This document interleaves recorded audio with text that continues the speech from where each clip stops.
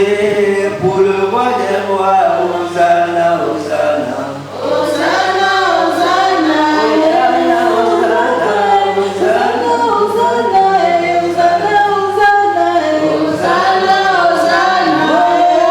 Hosanna. Hosanna, Hosanna.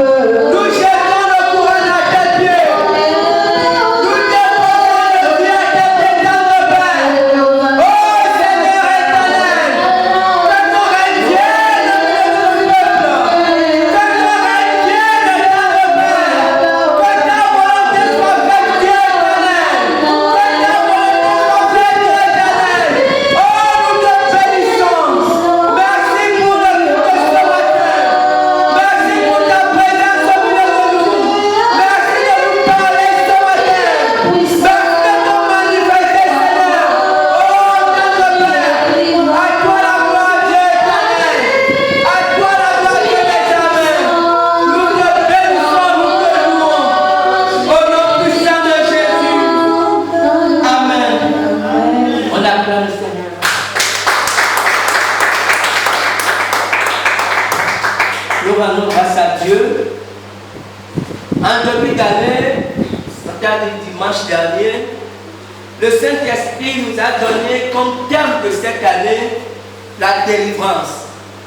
Et j'expliquais que quand je priais, j'interrogeais le Seigneur, j'aurais, en tant que pasteur, aimé que le Seigneur me donne, ou me donnant un thème de réjouissance. Vous savez, souvent, nous les pasteurs, nous avons bien les bons termes, je peux dire ça comme ça, bénédiction, parce que ce sont les termes qui font plaisir au peuple de Dieu. Et j'ai imploré la grâce de Dieu et Dieu me disait non, que cette année, c'est la délivrance. Parce que Dieu a un souci dans son cœur, Dieu veut délivrer son peuple. Dieu a vu Jésus a tout accompli, mais Dieu a vu que le peuple de Dieu, je ne parle pas seulement de lui ici, je parle du peuple de Dieu de manière générale, que le peuple de Dieu est encore en esclavage. Ou du moins un grand nombre de chrétiens vit encore sous l'esclavage de Satan. Et Dieu a le désir de délivrer son peuple. Et nous avons comme terme de ce mois aussi la délivrance. Le terme de l'année c'est la délivrance. Et le terme du mois c'est la délivrance.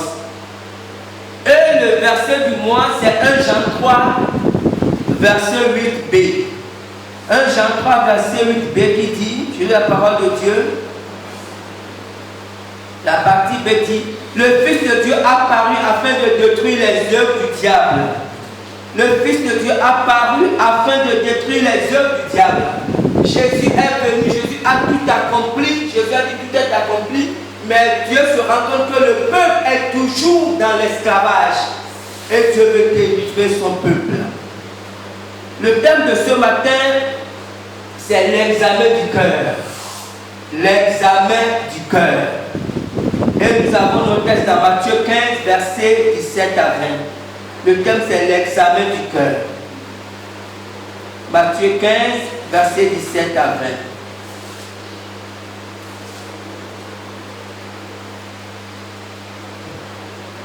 Matthieu 15, 17 à 20. Je lis la parole de Dieu. Ne comprenez-vous pas que tout ce qui entre dans la bouche va dans le ventre, puis est jeté dans les lieux secrets?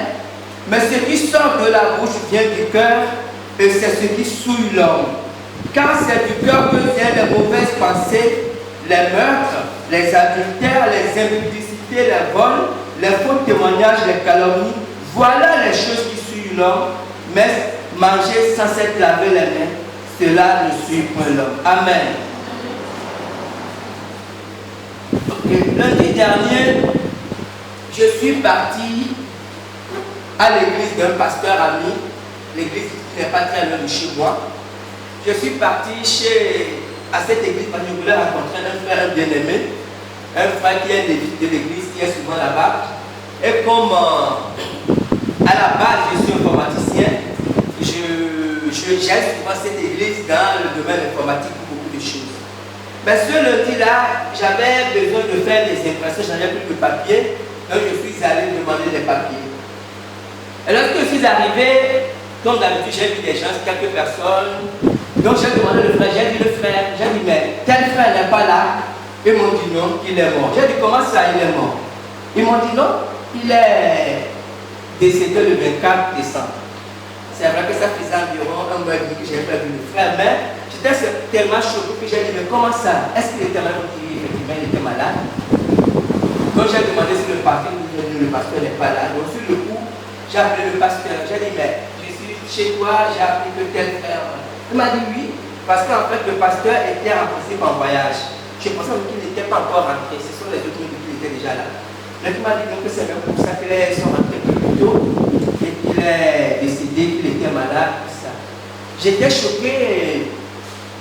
J'étais aussi triste. Pourquoi? Parce que, vous savez, ce bien-aimé, honnêtement, c'est un bien-aimé très fidèle. En tout cas, très fidèle selon nous, son pasteur, très honnête. C'était pratiquement le patron de son pasteur. Il avait plus confiance en lui. Et c'est un bien-aimé qu'on connaissait depuis parce qu'il avait été à Bécanie, qu'on était plus jeune à Bécanie. Donc, j'étais un peu triste d'apprendre ça.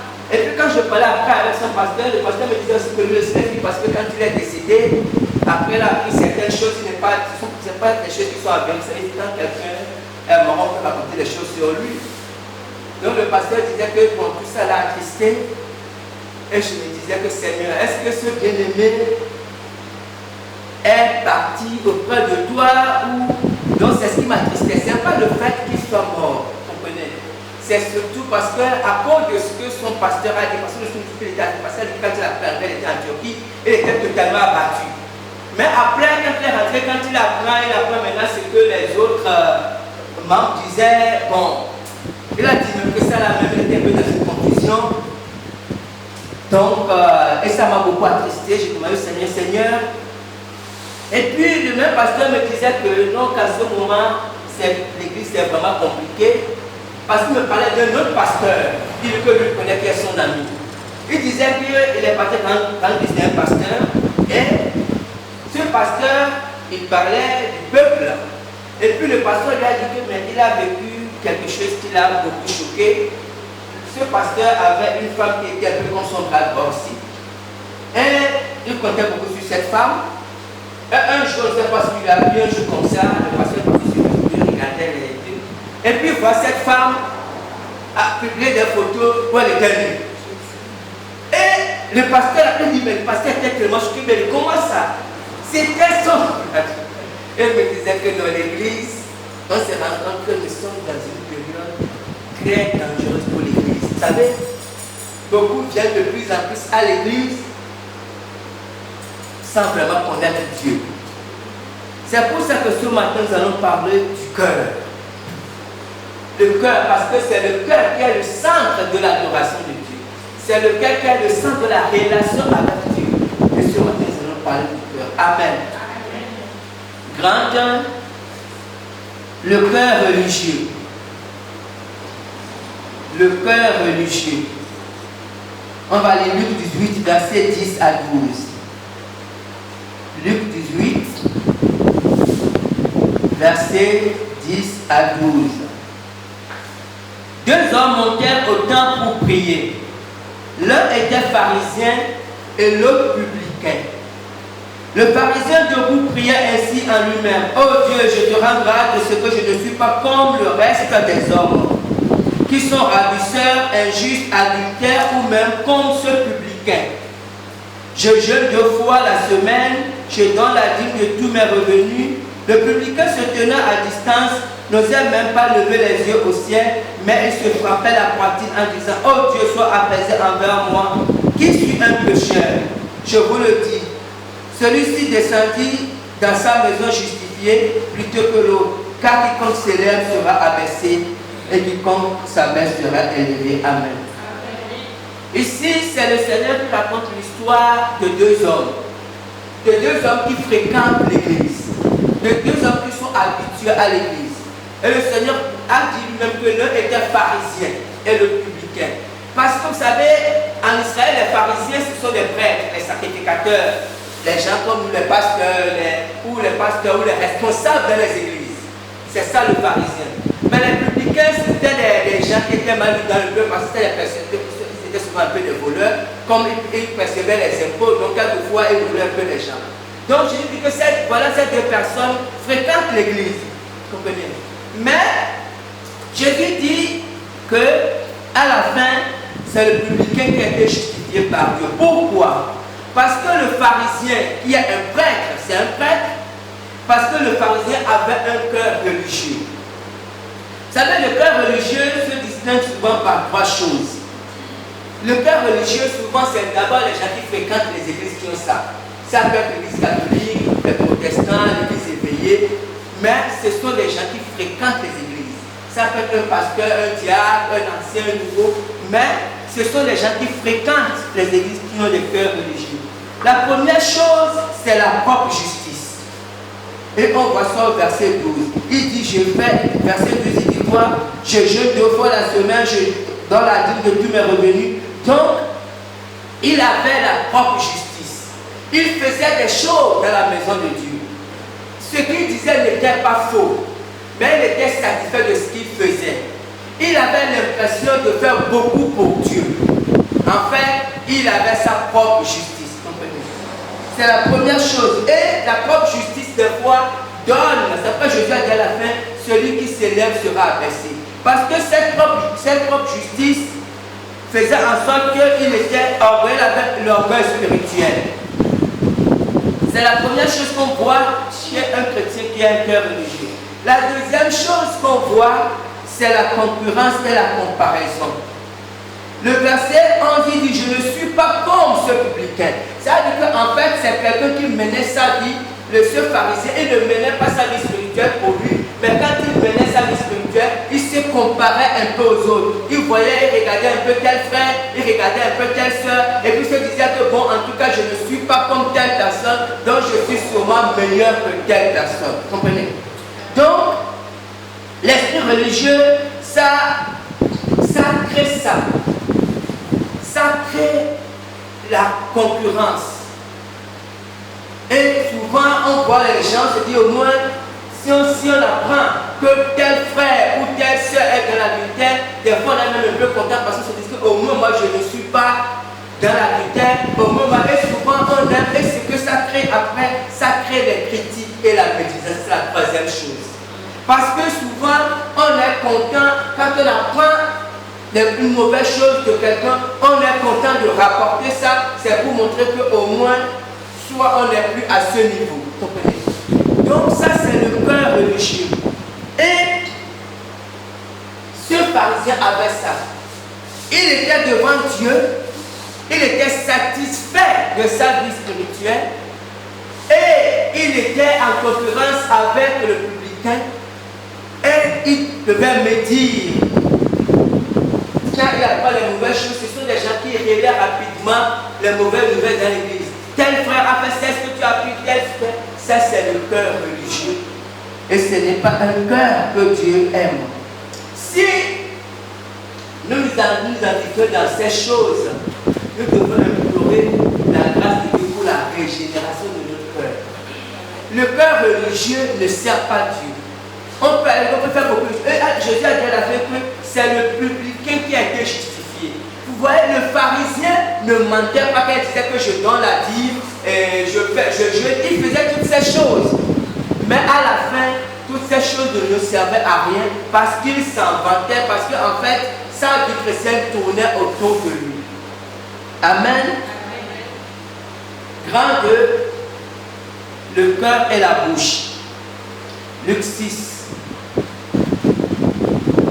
Luc 6, 47. On va lire.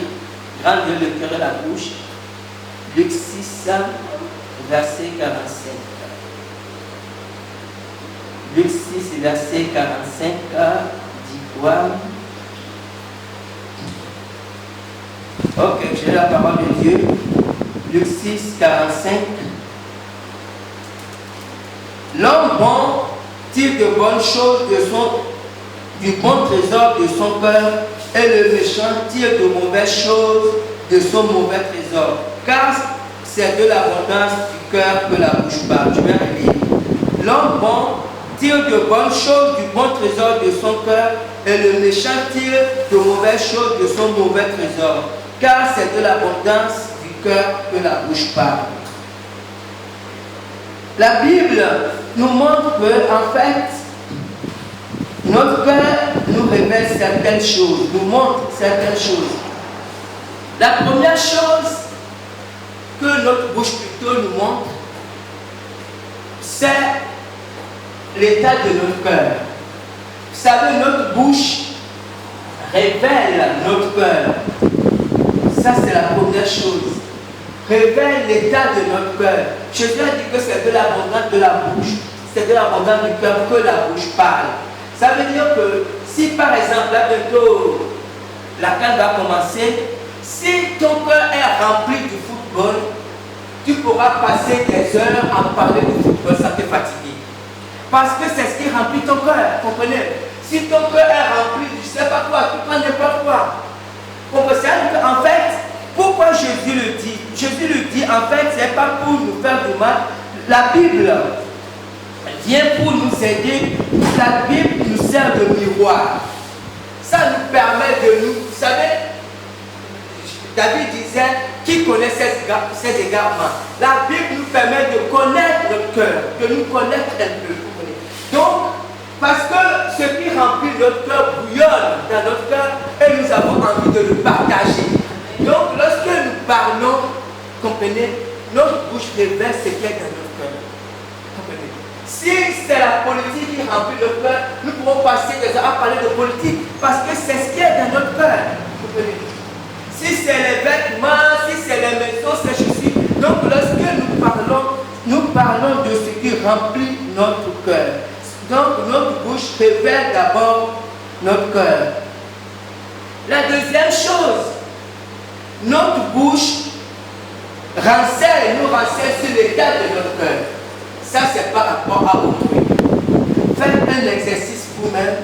Essayez de parler de quelqu'un. Ou vous pouvez vous rendre compte que vous êtes quelque part et puis on parle de quelqu'un.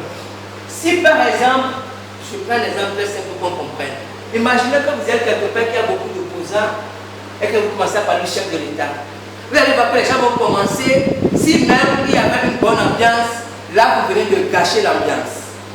Comprenez? Pourquoi? Parce que c'est parce que il y a des gens, c'est que dès qu'on évoque le nom de quelqu'un, automatiquement il peut ressentir de l'animosité ou de la rancœur. C'est qu'il ne veut même pas voir cette personne. Quand on n'en parle pas, il ne se rend pas compte qu'il déteste autant cette personne. Parce que vous savez, des fois dans nos vies de tous les jours, nous sommes tranquilles. Mais il suffit qu'on commence à parler de quelqu'un ou de quelque chose, on va se rendre compte. Vous savez, l'état de nos cœurs, on peut se rendre compte que tout de suite, on se sent en colère. Ça veut dire que si nous sommes chrétiens, même si cette personne nous a fait quelque chose, c'est pour ça qu'il y a beaucoup de chrétiens, mais quand ils parlent du chef de l'État ou tout là, quand ils sont en colère, il y a un problème. Parce que quand le chrétien se met en colère, ou quand le chrétien éprouve des ressentiments ou de l'animosité en parlant de quelqu'un, ça veut dire que dans son cœur, il a de la haine contre cette personne. Quelle que soit la personne, même si c'est quelqu'un qui t'a fait du mal, parce que la Bible dit de pardonner à nos ennemis. Vous comprenez? Donc, notre bouche nous renseigne sur notre cœur. Pour quand on parle d'un voisin, automatiquement, si tu sens que d'abord on évoque notre voisin, tu te mets en colère, c'est qu'il y a un problème. Il y a un problème dans ton cœur. Et tu dois régler ce problème. C'est comme du poison, tu ne te rends pas compte. Mais en fait, ton cœur est empoisonné. Et quand ton cœur est empoisonné, ça va empoisonner ta vie chrétienne. Et la plupart du temps, on ne se rend pas compte parce que ce n'est pas tous les jours qu'on évoque ces sujets-là. Amen. La troisième chose concernant la bouche, c'est ce que Jacques a dit on va lire Jacques 3, versets 5 à 6. Jacques 3, versets 5 à 6. De même, la langue est un petit membre et elle se vend de grandes choses. Voici comme un petit feu peut embraser une grande forêt. La langue aussi est un feu. C'est le monde de l'iniquité. La langue est placée parmi nos membres, souillant tout le corps et enflammant le cours de la vie, en étant elle-même enflammée par la géhenne. Amen. Vous savez, souvent, en tant qu'être humain, on se sent libre, surtout qu'on est en démocratie, on se sent libre de dire tout ce qu'on veut. Comprenez? Et quelquefois de tenir des propos injurieux. Mais la Bible nous dit que même l'archange Michel, c'est un ange très élevé. Il dit, il était en train de discuter le corps de Moïse avec Satan. Il dit, même l'archange Michel n'a pas tenu de propos injurieux envers Satan. Comprenez? Parce que, mais nous, même quand on voit même dans la Bible, lisons tout le Nouveau Testament, vous n'allez pas entendre qu'un apôtre où Jésus est tenu, Jésus disait arrière de moi, Satan, quand il parlait à Pierre, est insulté, Satan dit des choses, non. Comprenez? Parce que la Bible dit, parce que en fait, ce qui sort de notre bouche, comprenez? Nous avons l'impression que ce ne sont que des paroles ou que ce sont des mots, comme ça, ce sont des paroles gratuites. Non! Jésus a dit que les hommes seront jugés pour toute parole. Comprenez? Donc, lorsque nous parlons, nous devons savoir qu'il y a des paroles qui, en fait, quand la Bible dit enflamme, vous savez, il y a des paroles qui peuvent enflammer la vie de personnes. Souvent, quand on fait des choses contre nos enfants, ça peut enflammer leur vie. Mais il y a des paroles qui enflamment notre propre vie. Imaginez, je donne une scène où, imaginez quelqu'un qui est offensé et qui, comme on dit souvent, et qui a insulté, qui s'est défendu et qui a insulté copieusement une autre personne. Souvent, lorsqu'on fait cette leçon, on est souvent content parce qu'on se dit qu'en tout cas, je l'ai insulté copieusement. Mais en disant ça, en réalité, c'est vrai qu'on a peut-être fait du mal à l'autre, peut-être en le dénigrant publiquement, mais toutes ces paroles retombent sur nous et sur nos enfants. Comprenez? C'est ce que la Bible dit parce qu'on enflamme un peu. C'est après quelques années, cette personne qui a insulté copieusement quelqu'un d'autre aura des problèmes et puis dira que mais je ne comprends pas ce qui m'arrive. Qu'est-ce que j'ai fait au bon Dieu pour mériter ça? Mais lorsque tu insultais copieusement ton semblable, tu ne savais pas que tu étais en train d'enflammer ta propre vie. Et je le dis parce que même en tant que chrétien, nous faisons des choses. Vous savez, nous sommes, la Bible dit, nous sommes liés, nous sommes encore dans le lien. Et pourtant, Jésus a tout accompli. C'est à cause de ces choses que nous négligeons. Parce qu'après, nous passons par des situations, nous ne comprenons pas pourquoi cette chose m'arrive. Parce qu'il y a des choses, vous savez, en tant que chrétien, il y a des choses que nous évitons. L'adultère, le vol, certaines choses, nous savons que, en fait, nous avons catégorisé les péchés. Mais il y a des choses, comme dit la Bible, comme les petits renards. La Bible dit que ce sont les petits renards qui détruisent les grandes forêts. Donc il y a des choses que nous trouvons à nous dire, ça c'est rien du tout. Mais ce sont des choses qui tiennent les chrétiens des centaines en esclavage. Et les chrétiens sont liés parce que quand tu fais ça, en fait, Jacques dit, tu enflammes le cours de ta vie. Tu ne te rends pas compte, mais tu enflammes le cours de ta propre vie. Parce que tu donnes autorité sur Satan, sur toi. Et Satan va jeter parce que tu lui en donnes l'autorité. Amen. Et la quatrième chose que nous allons voir concernant la langue, c'est 1 Pierre 5, verset 8. On va lire ça. 1 Pierre 5, verset 8.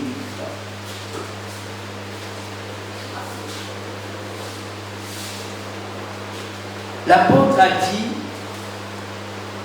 soyez sobres, veillez. Votre adversaire, le diable, rôde comme un lion rugissant, cherchant qui il dévorera. On va s'arrêter. L'apôtre Pierre a dit, votre adversaire, le diable. Comprenez? Ça veut dire que chez Dieu, le seul adversaire du chrétien, c'est Satan, le diable. En fait, le chrétien n'a pas un autre adversaire. Ton patron n'est pas ton adversaire. Ton voisin n'est pas ton adversaire. Même le sorcier de ton village n'est pas ton adversaire. Ton père n'est pas ton adversaire. Le seul adversaire que tu as ou que nous avons, c'est Satan, le diable. Mais Satan a la capacité d'utiliser des gens comme des outils pour te pourrir la vie. Nous devons le savoir, c'est très important. Lisons Matthieu 16, verset 21 à 23. Matthieu 16, 21 à 23. 21 à 23. Donc, j'ai eu la parole de Dieu. Dès lors, Jésus commença à faire connaître à ses disciples qu'il fallait qu'il allât à Jérusalem, qu'il souffrit beaucoup de la part des anciens, des principaux sacrificateurs et des scribes, qu'il fut mis à mort et qu'il ressuscita le troisième jour. Pierre, l'ayant pris à part, se mit à le reprendre et dit, à Dieu ne plaise, Seigneur, cela ne t'arrivera pas. Mais Jésus se retourna et dit à Pierre, arrière de moi, Satan, tu mets en scandale, car tes pensées ne sont pas les pensées de Dieu, mais celles des hommes. Amen. Vous savez, ici Jésus, par sagesse, a dit à Pierre, car tes pensées ne sont pas les pensées de Dieu. Mais Jésus n'a pas dit celles de Satan, Jésus a dit celles des hommes. Vous comprenez? Mais la première réaction de Jésus a dit, arrière de moi, Satan. Jésus savait que c'était Satan qui utilisait Pierre. Mais Jésus ne voulait pas dire à Pierre que tes pensées sont les pensées de Satan. Parce qu'en ce moment précis, Satan était un instrument. Pierre était plutôt un instrument entre les mains de Satan, mais Pierre ne s'en rendait même pas compte. Parce que Pierre aimait Jésus et Pierre ne voulait pas que Jésus meure. Comprenez? Or, la volonté de Dieu, c'était que Jésus meure. Donc, quelquefois, à cause des sentiments, de nos sentiments, nous pouvons devenir des instruments de l'ennemi. Pierre ne voulait pas le mal, au contraire, Pierre recherchait le bonheur de Jésus, comprenez? Mais Satan s'est saisi de ses sentiments pour l'utiliser contre Jésus. Ça c'est une chose, mais Jésus a discerné et Jésus a d'abord rejeté ça, parce que Jésus n'a pas voulu que cela affecte son cœur. Et après Jésus a parlé à Pierre que ses pensées ne sont pas de bonnes pensées, comprenez? Donc, Satan a la capacité d'utiliser n'importe qui, à n'importe quel moment, de disposer des gens, Satan est appelé le prince de la puissance de l'air. Parce qu'il a la capacité d'utiliser les gens pour nous attaquer, pour nous faire du mal, pour nous empêcher d'atteindre les buts de Dieu dans notre vie. Donc Satan, lorsque Satan utilise les gens, Satan veut que nous, en retour, nous puissions agir contre ces personnes. Et c'est là que la plupart du temps, nous tombons dans les pièges de l'ennemi. Lorsque Jésus nous dit, on va lire la parole de Dieu. Matthieu 5, verset 43 à 44. Lisons la parole de Dieu. Matthieu 5. 43 à 45. C'est la parole de Dieu, Matthieu 5. Vous avez appris qu'il a été dit, tu aimeras ton prochain et tu haïras ton ennemi. Mais moi je vous dis, aimez vos ennemis, bénissez ceux qui vous maudissent, faites du bien à ceux qui vous haïssent et priez pour ceux qui vous maltraitent et qui vous persécutent, afin que vous soyez fils de votre Père qui est dans les cieux, car il fait lever son soleil sur les méchants et sur les bons, et il fait pleuvoir sur les justes et sur les injustes. Amen. Ces paroles, en fait, sont très très difficiles pour nous. Et il est vrai que nous ne pouvons pas accomplir ces paroles sans l'aide de cet esprit. L'homme naturel, aucun homme naturel ne peut accomplir ces paroles. C'est pour ça que Jésus a dit, soyez parfaits comme votre Père. En fait, vous aurez la capacité de faire cela si vous êtes vraiment fils de votre Père. Vous comprenez? Vous savez, lorsque les gens nous font du mal, et qu'en retour, nous leur voulons, même si nous ne leur faisons pas du mal, alors nous donnons l'occasion à Satan de nous détruire. Parce que lorsque dans notre cœur, nous avons de la haine ou de l'animosité, en ce moment, nous ne sommes plus fils de notre Père, nous devenons fils du diable. Comprenez? C'est pourquoi Jésus a dit que afin que vous soyez fils de votre Père. Et lorsque dans notre cœur, nous avons la haine, de l'animosité, même du ressentiment, alors Satan se reconnaît en nous. Et lorsque Satan se reconnaît en nous, il peut nous faire du mal. Il peut agir dans notre vie. Il peut nous bloquer dans beaucoup de choses. Parce qu'il se reconnaît en nous. Parce que si nous étions fils de notre Père, alors nous ne serons pas en train de mûrir de la haine ou faire des complots, pour faire du mal à quelqu'un. Ça, c'est Satan qui a ça. Ou du moins, ce sont les fils de Satan qui font ça. Donc, lorsque je lui dis non, moi je vous dis, ce n'est pas pour nous faire du mal afin que je dis ça. Jésus le dit pour notre bien. En fait, pour notre délivrance. Parce que nous sommes dans l'année de la délivrance. Et ce sont toutes choses qui tiennent les chrétiens en captivité. Beaucoup des centaines de milliers de chrétiens aiment Dieu, sincèrement. Mais en même temps, ils ont des ressentiments, ils ont de la haine, ils ont beaucoup de choses qui permettent à Satan ou aux esprits méchants de les tenir en captivité.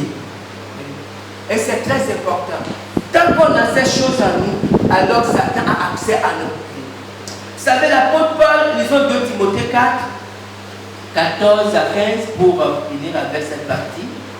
2 Timothée 4. L'apôtre Paul, je lis la parole de Dieu, 2 Timothée 4, 14 à 15. Alexandre le forgeron m'a fait beaucoup de mal. Le Seigneur lui rendra selon ses œuvres. Garde-toi aussi de lui, car il s'est fortement opposé à nos paroles. Amen. Voilà un conseil que Paul donne à son fils bien-aimé Timothée. Ce forgeron Alexandre, en réalité, les forgerons à l'époque, ce sont des gens qui fabriquaient les idoles pour les peuples d'Asie. Or, Paul, à cause de l'évangile, a apporté Dieu en Asie. Et cela fait quoi? Cela fait que tous ceux qui fabriquaient les idoles ont perdu leur business. Comprenez? Ont perdu leurs entreprises. Et ce forgeron a fait beaucoup de mal à Paul. Mais l'apôtre Paul dit quoi? L'apôtre Paul préfère laisser cette affaire entre les mains de Dieu. Il a dit Dieu va lui rendre selon son œuvre. Parce que lui, il préfère ne pas s'occuper de ça. Seulement, il a averti son fils Timothée, fais attention à lui, parce qu'il s'oppose fortement à l'évangile. Vous comprenez? Donc, c'est vrai que quelque part, ça peut être compliqué pour nous. Quelquefois, quelqu'un peut vraiment s'acharner sur nous. Mais il est mieux, même quand nous sommes dépassés, de déverser ça dans la prière devant Dieu. Il est mieux d'aller devant Dieu, même si c'est avec pleurs pour dire à Dieu, telle personne me fait tellement de mal et j'ai du mal à lui pardonner. Seigneur, aide-moi à le pardonner. Il est mieux de régler ça dans la présence de Dieu, afin que Dieu libère notre cœur, parce que c'est Dieu qui peut libérer notre cœur.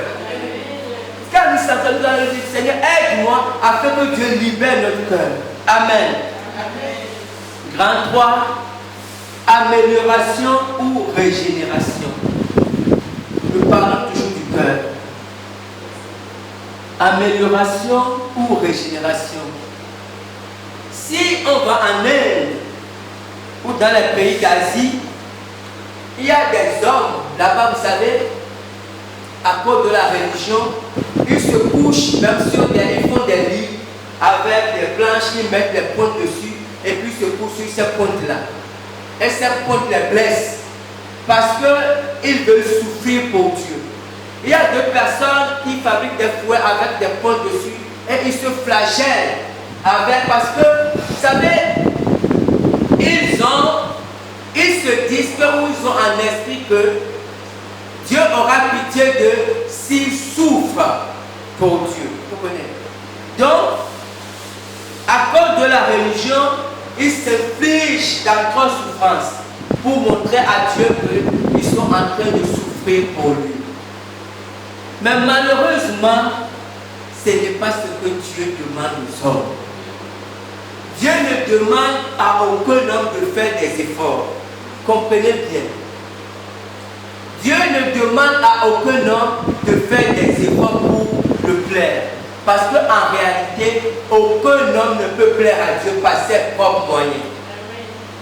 Si les hommes avaient la capacité de plaire à Dieu par leurs propres moyens, Dieu n'aurait jamais envoyé Jésus. Dieu a envoyé Jésus. Pourquoi? Parce que le judaïsme a échoué. C'est Dieu qui avait donné à Moïse la loi. Et c'est la loi qui a fait la religion des Juifs qu'on appelle le judaïsme. Et justement, cette religion des Juifs était basée sur les œuvres, les sacrifices, des choses qu'on devait faire pour plaire à Dieu. Mais cette religion a échoué. C'est pour ça que l'apôtre Paul dit que si la première alliance avait réussi, il n'y aurait pas eu de nouvelle alliance. Donc Dieu a envoyé Jésus parce que les hommes ont échoué et Dieu a dit que tous les hommes sont pécheurs, pas un seul. Parce que l'homme ne peut jamais plaire à Dieu par ses propres efforts, même s'il souffre. Comprenez? Et malheureusement, c'est ce que la religion enseigne. Parce que la religion enseigne qu'en faisant des efforts, on peut s'améliorer.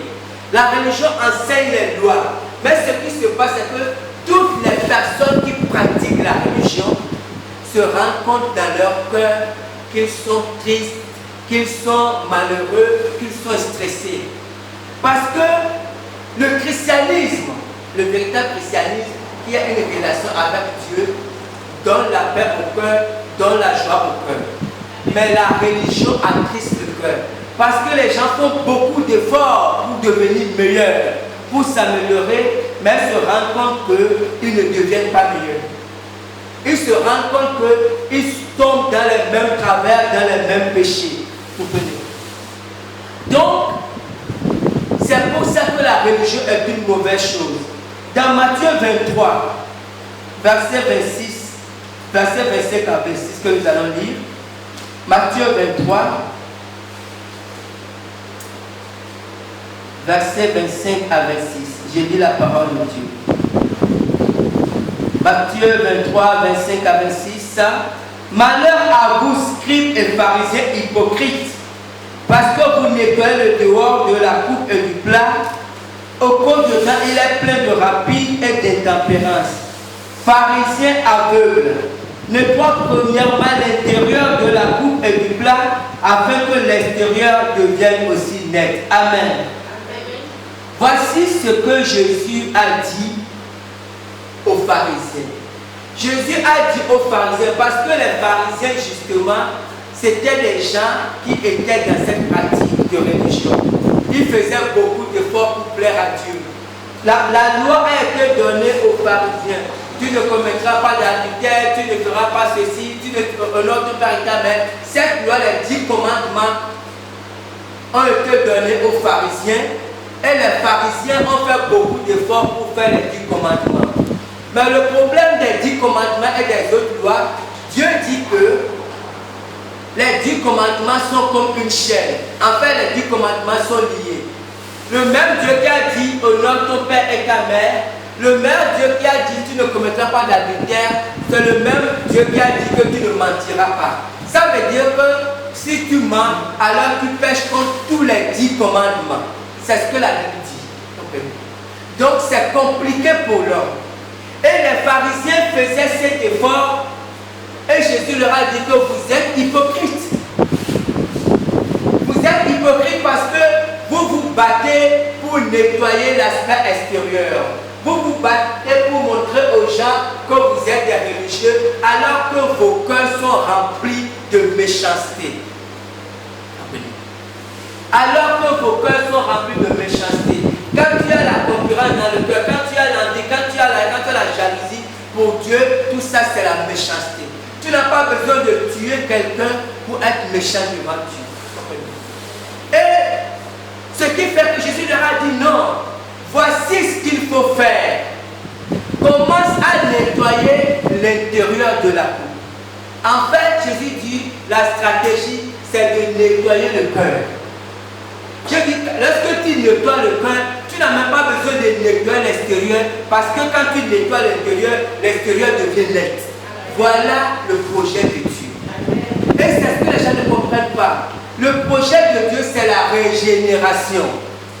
Dieu a dit que les hommes sont mauvais. Il n'y a rien à faire. Les hommes ne peuvent pas s'améliorer. Impossible. C'est pour ça que Dieu a dit dans Ézéchiel.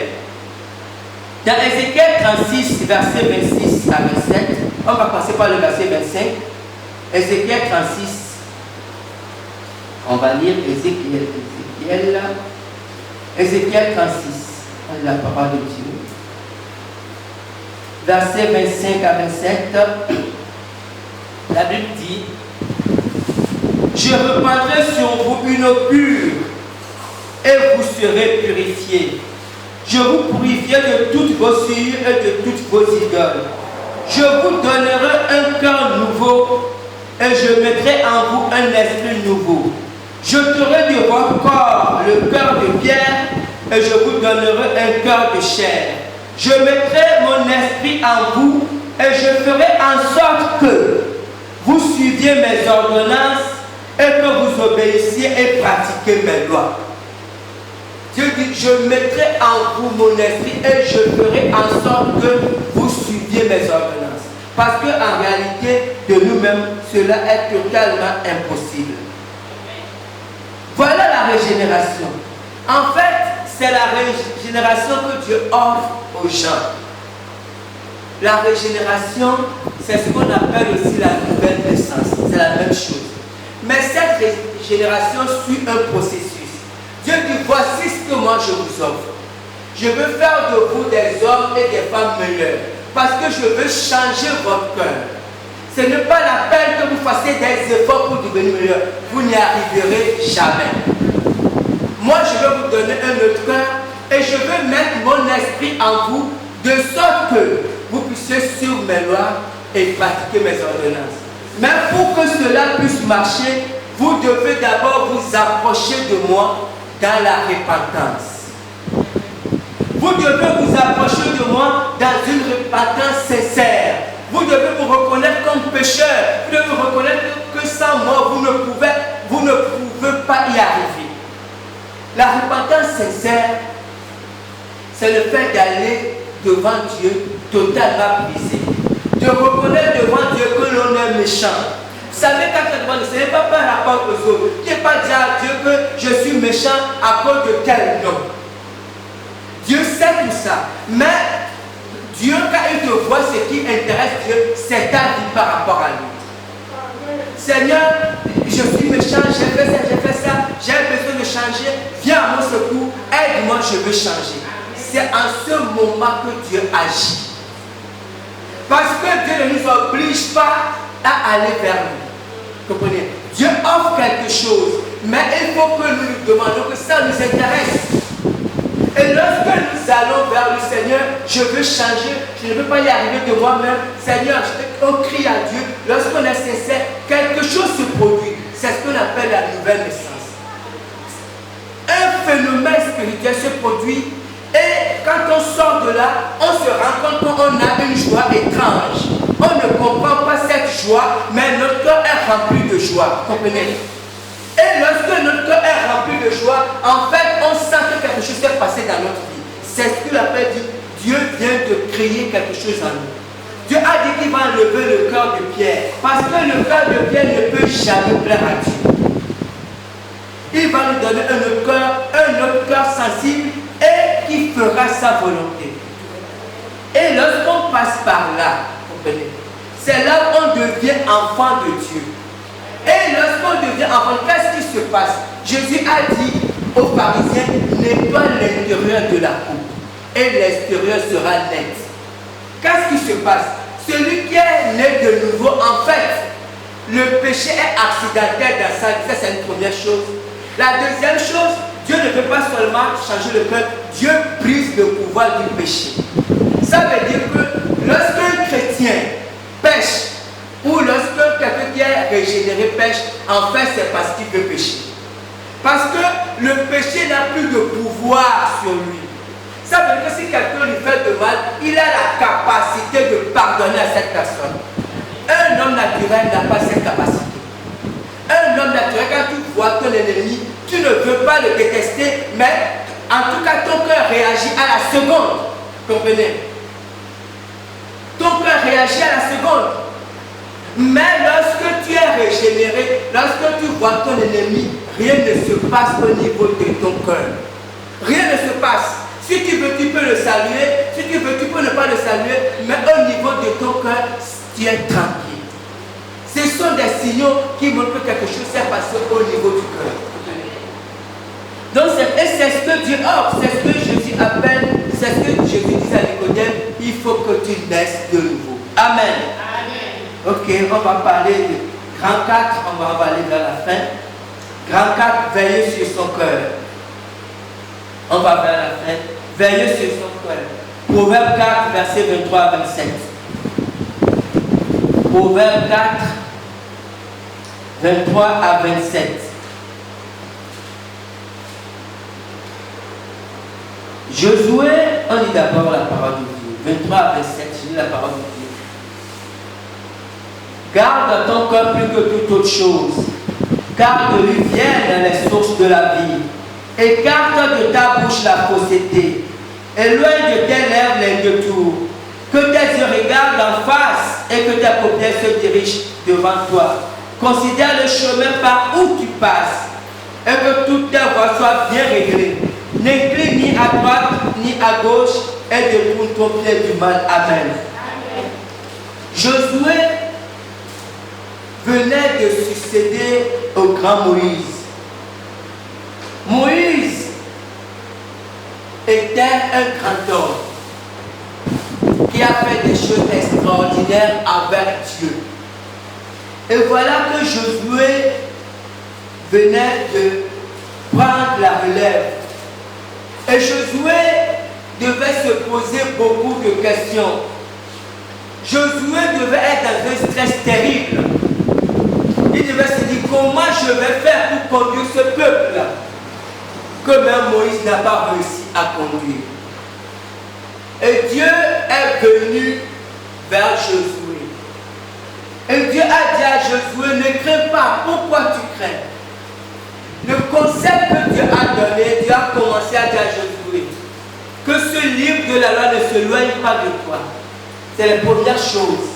Dieu a dit qu'il faut que tu aies la parole de Dieu, que tu médites la parole de Dieu et que tu pratiques la parole de Dieu. C'est la première chose que Dieu a dit à Josué.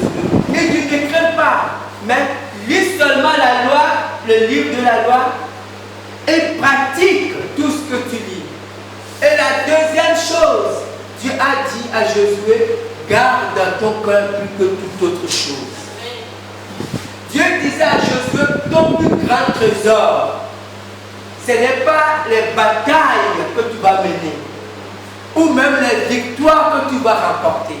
Parce que si vous allez voir que Josué a remporté de grandes victoires.